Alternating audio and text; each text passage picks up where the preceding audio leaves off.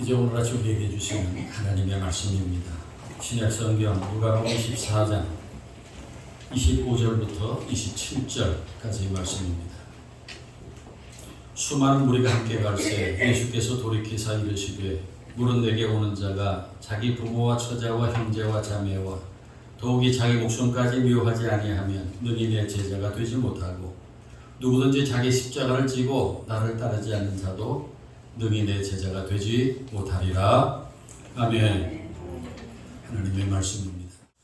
제가 2주간 조금 넘게 미국을 다녀와서 느낀 소감을 몇 마디 말씀드리고 우리 본문으로 들어갔으면 합니다. 우리 가보신 분들도 계시지만은 우리 미국이라는 나라는 아주 먼 나라입니다. 태평양을 건너가야 돼요. 태평양이 얼마나 큰 바다인지 몰라요. 제 아들이 사는 그 시카고 남쪽에 사보이라고 하는 작은 도시로 가는데 인천공항에서 달라스까지 12시간이 넘게 걸렸고 또 5시간 기다렸다가 2시간 반 다시 타고 이렇게 갔습니다. 20시간에 걸쳐서 갔어요. 하루가 꼬박 걸려서 갔습니다. 그 돌아올 때는 달라스에서 인천공항까지 14시간. 그 돌아올 때는 시간이 더 걸려요. 바람을 거슬려서 온다고 시간이 더 걸렸어요. 대단히 먼 길이에요. 한마디로 미국이라는 나라는 지구 반대쪽에 있는 나라예요. 그런데 우리나라 대한민국의 그 안보와 미래가 그런 먼 나라에 의존하고 있다는 것이 결코 마음 편하게 지낼 상황이 아닌 것입니다. 지금은 자기 나라가 필요해서 우리나라 지켜주지만은 그런 필요성이 없어졌을 때 어떻게 될까? 그런 생각을 우리가 해봐야 돼요. 그리고 미국은 세계 초강대국입니다. 국력으로 그럴 것입니다. 그런데 미국이 갈 때마다 느끼는 것이지만은 오늘날의 미국은 과거의 미국이 아니에요. 많은 것이 달라지고 있습니다.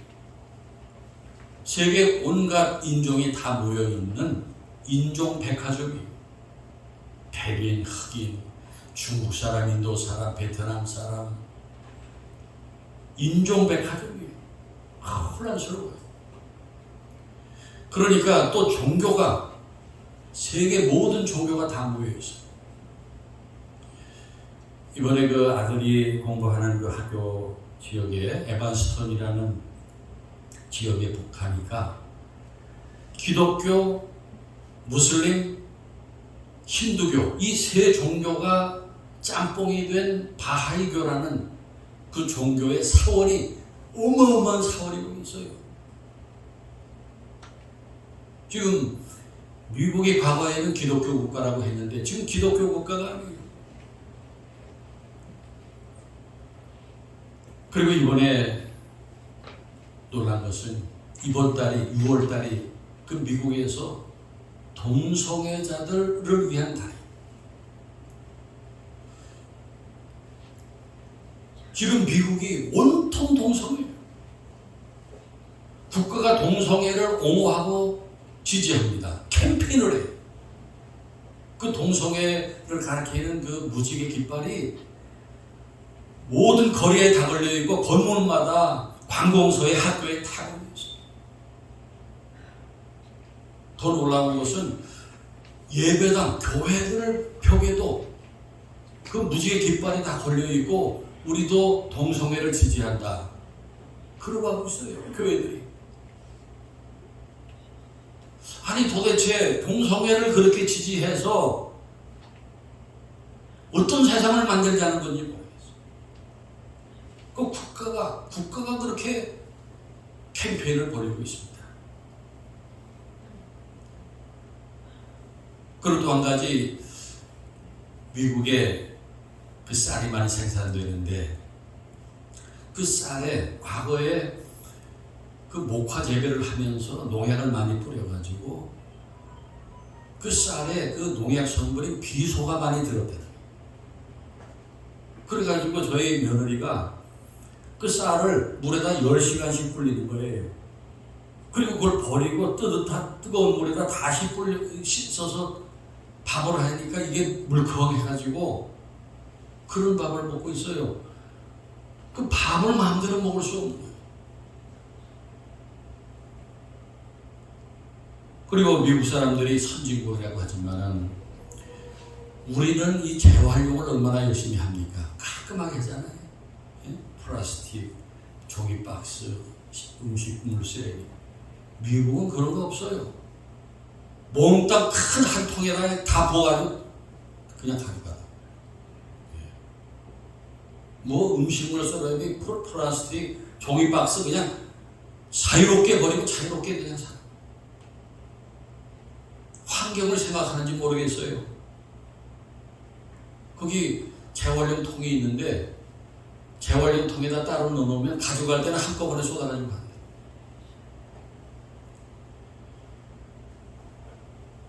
오늘날 미국이 과거에 우리가 생각했던 그런 나라가 아니에요. 많은 것이 변화되고 있어요. 변질되고 있어요. 그런데 오늘날 그런 나라가 이 대한민국을, 이 멀리 있는 대한민국을 얼마나 든든하게 지켜줄까? 언제까지 지켜줄까? 그런 질문을 해보면서 걱정을 많이 하고 돌아왔습니다. 거기다가 요즘에 북한이 이 핵무기 만들어서 우리를 슬슬 위협하기 시작했다는 거 여러분 아시죠? 우리가 머리에다가 지금 핵무기를 이고 있습니다. 이런 엄중한 세계 정세를 아는지 모르는지 지금 대한민국이 우물 안에 개구리가 되어서 세계 10위 경제 대국이니 이런 소리하고 정신 못 차리고 진보니 보수니 그런 당파 싸움이나 하고 있는 것은 아닌지 참으로 걱정스럽습니다. 그리고 한국교회가 참으로 걱정스럽습니다. 1년 반 동안 코로나를 거치면서 교회 기반이 다 무너졌어요. 교회 학교가 없어졌어요. 교인들의 신앙이 다 식어져 버렸어요. 우리 하늘교회 우리 교우들은 신앙의 변동이 없지만은 우리 전반적으로 교인들의 교회 생활, 예배, 기도, 봉사정신이 다 무너졌어요. 이런 상황에서 우리 하늘교회는 어떤 자세를 가져야 하고 우리 주님께 필요한 교인은 어떤 교인인가를 고민하지 않을 수 없고 우리 하늘교회도 여러 가지 변화가 필요하다는 생각을 많이 했습니다. 오늘의 이런 격변의 시대, 위기의 시대에 우리는 어떤 믿음과 어떤 자세를 가져야 할까? 옛말에 강 건너 불 구경하듯 한다 그런 말이 있어요. 누구 집에 불이 났는데 내일이 아니다.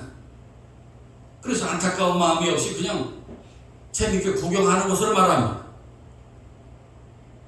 제가 어렸을 때 지금은 가깝지만은 그때는 굉장히 시골이었어요. 여기 경기도 용인군 원산면 문천리 거기에 저희들이 살았어요. 제가 어렸을 때 그 용인 바로 밑에 원산면이라고 그리고 거기서 묘하게 이렇게 그 산을 이게 굽이 돌아가지고 들어가는 그 오지에 문천리라는 마을이 있는데 저희가 거기 살았어요. 저희 아버님이 거기 문천교회 목회를 하셨는데 그때 제가 6살, 7살, 8살 그때입니다. 근데 그 마을에 가끔씩 불이 나요. 어떤 집에 불이 났는데 그때 집이 다 초가집이니까 그냥 불이 한 번 나면 확 삽시간에 불이 타는 거예요. 그 초가집이 얼마나 잘 타요. 그래가지고 나가 보면은 그 집 여주인이 그냥 어떻게 하면서 불났다고 막 펄펄 뛰면서 땅을 치면서 막 물고 뛰어다니는데 그냥 동네 사람들이 나와가지고 그냥 구경하는 거예요. 뭐 불이 다 붙었으니까 뭐 물 좀 끼었다는다고 해서 달라질 것도 없어서 그런지 그냥 편안하게 구경하더라고요. 제가 그 어린 마음에도 왜 이렇게 불났는데 저렇게 지금 안타까운 사람이 있는데 좀 도와주지 않을까. 참 이상하다. 그렇게 생각하면서 보았습니다.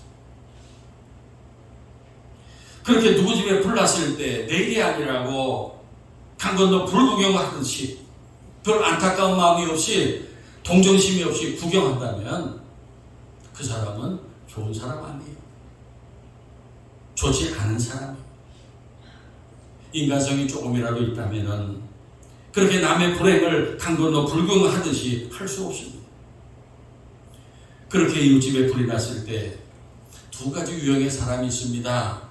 한 가지는 그 일을 내 일처럼 생각하고 내 집에 불난 것처럼 안타까운 마음으로 물을 퍼나르고 불을 끄려는 사람이 있고, 또 한 가지는 그야말로 강 건너 불 구경하듯이 아무 연민 없이 안타까움이 없이 편안하게 구경이나 하는 사람이 있어요.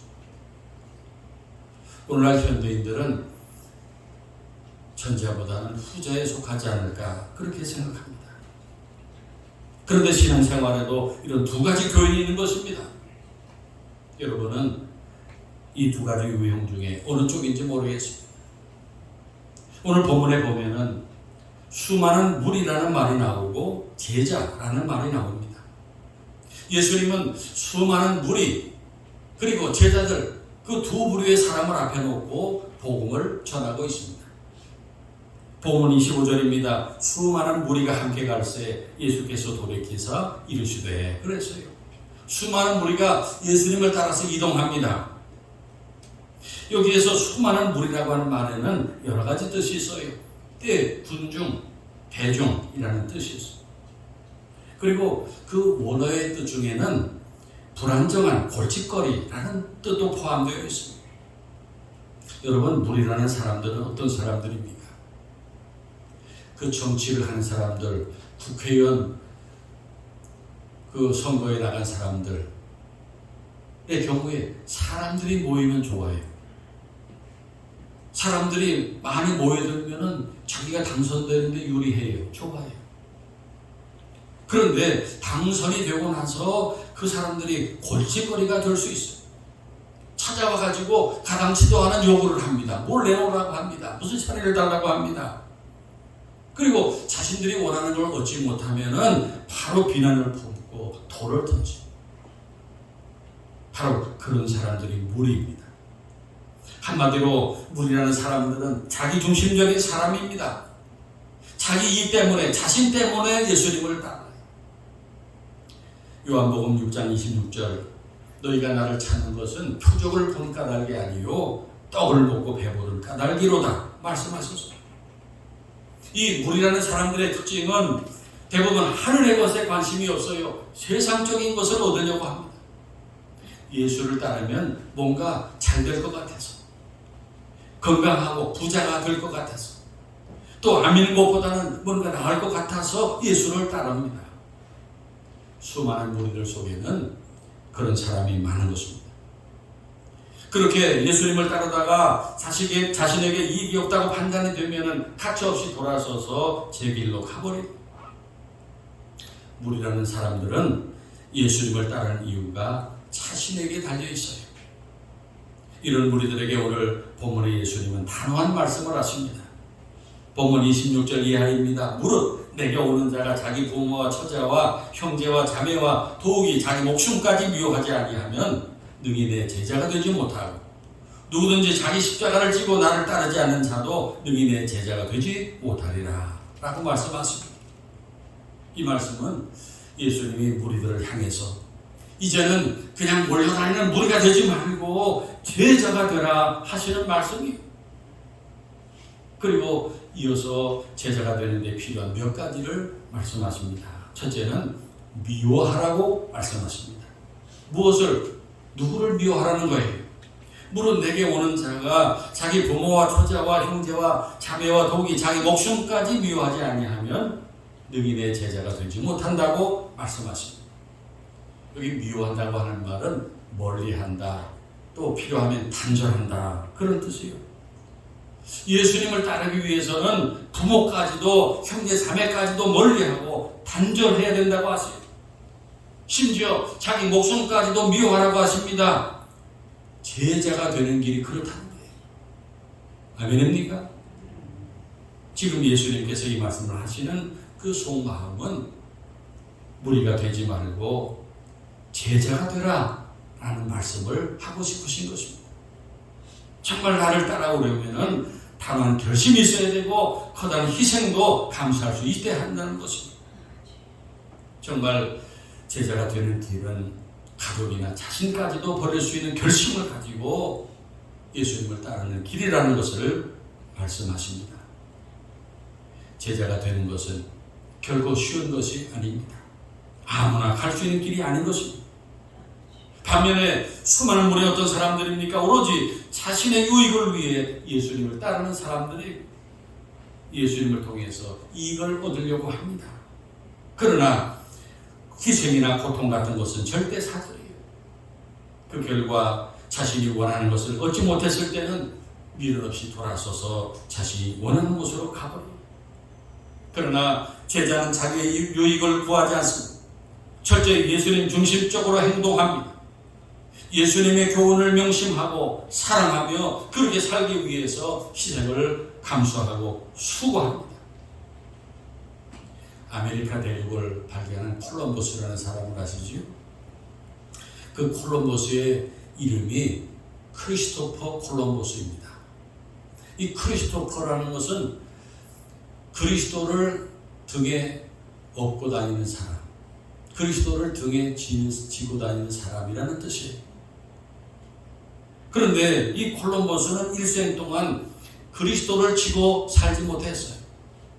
이름만 크리스토퍼였지 황금을 지고 다녔어요. 명예와 부귀를 얻고자 했어요. 눈을 항상 황금을 찾고 있었어요.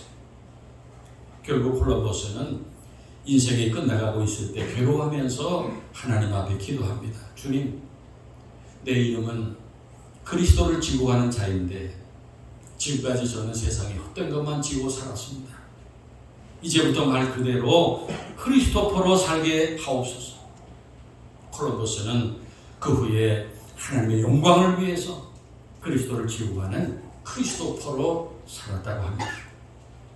사랑하는 여러분, 우리는 그리스도인으로서 아무 분별력 없이 자신의 이익만 쫓아서 예수님 주변을 몰려다니는 무리가 되지 않기를 바랍니다.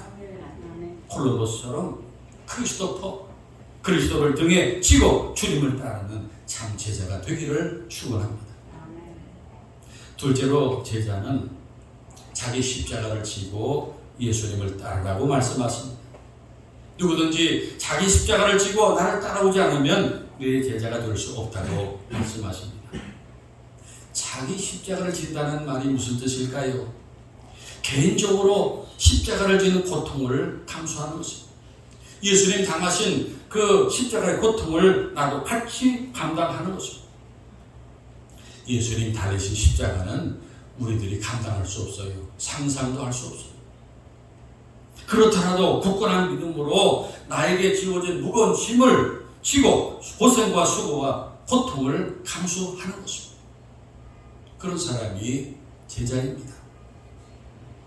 여러분, 예수님께서 우리들 각자에게 지워주신 십자가가 있어요.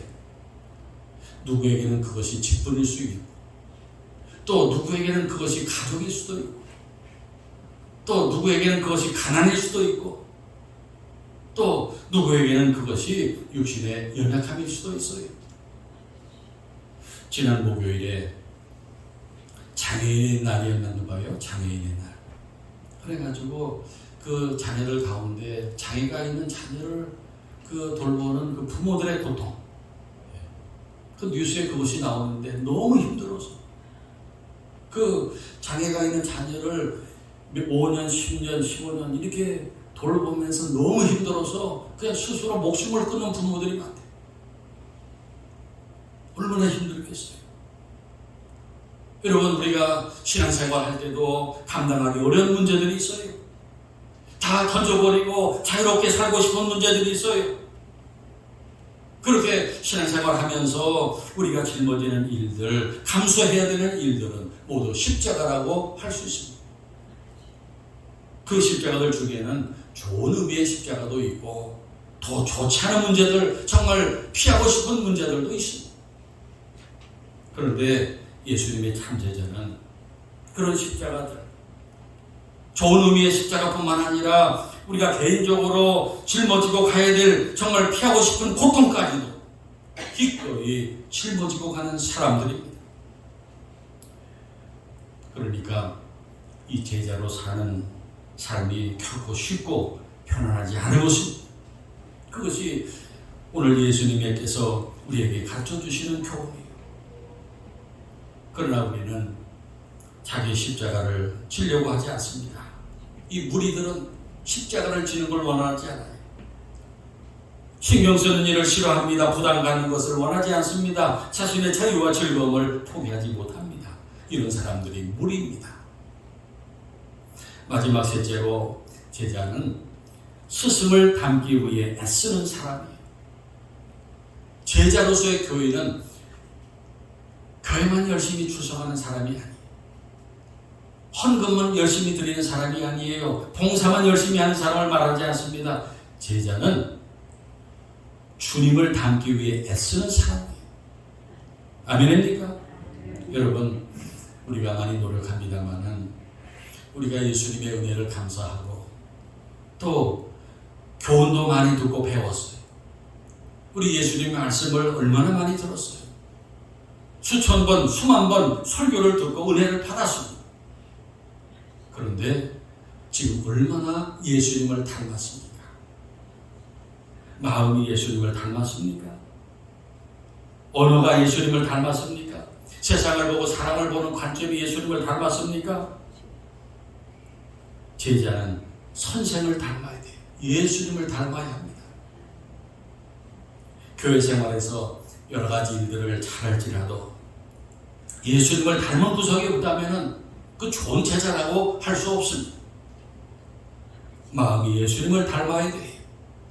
생각하는 것이 예수님을 닮아야 합니다. 사람을 사랑하고 불쌍히 여기는 것이 예수님을 닮아야 합니다. 예수님을 닮은 제자는 사람을 볼 때 겉모습만 보지 않아요. 겉모습으로 판단하지 않아요. 그 사람 속에 있는 귀중한 영혼을 보고 그 사람을 귀중히 여깁니다. 아멘입니까? 그 영혼이 얼마나 귀중한 것인지 몰라요. 그 영혼 때문에 그 사람을 귀중히 여깁니다. 제자는 예수님을 닮아야 하는 거예요.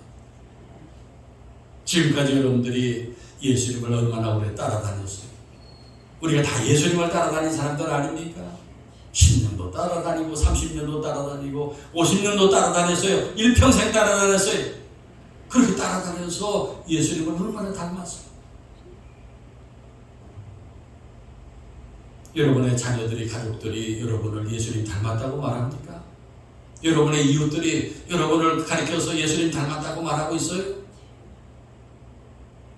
오늘 아침 우리는 내가 예수님을 얼마나 닮았나, 나는 예수님의 참 제자인가를 생각해보는 시간이 되기를 바랍니다. 고린도전서 13장의 말씀을 우리가 좋아합니다. 사랑장이, 그 사랑의 은사를 말씀하는데 아주 은혜가 돼요. 그런데 그 사랑이라는 말을 제자라는 말로 바꿀 수 있어요. 한번 들어보세요. 제자는 오래 참고, 제자는 온유하며 시기하지 아니하며, 제자는 자랑하지 아니하며 교만하지 아니하며, 물에 행하지 아니하며 자기의 유익을 구하지 아니하며, 성내지 아니하며 악한 것을 생각하지 아니하며, 불의를 기뻐하지 아니하며 진리와 함께 기뻐하고, 모든 것을 참으며 모든 것을 믿으며 모든 것을 바라며 모든 것을 견디느니라. 아멘입니까? 세계적인 풍사였던 D.L. 무디가 진정한 그리스도인이 되고 나서 이런 말을 했어요. 전에는 내 소원이 복이었습니다. 지금은 주님이 나의 복입니다. 전에는 내가 판단의 중심이었어. 그러나 지금은 말씀이 나의 중심입니다. 전에는 내가 쉬지 않고 달라고만 했습니다. 그러나 지금은 쉬지 않고 주님을 찬양합니다. 전에는 내가 주님을 사용하려고 했습니다. 지금은 주님이 나를 사용하심을 원하게 되었습니다. 바로 이런 고백을 할 수 있는 사람이 제자입니다.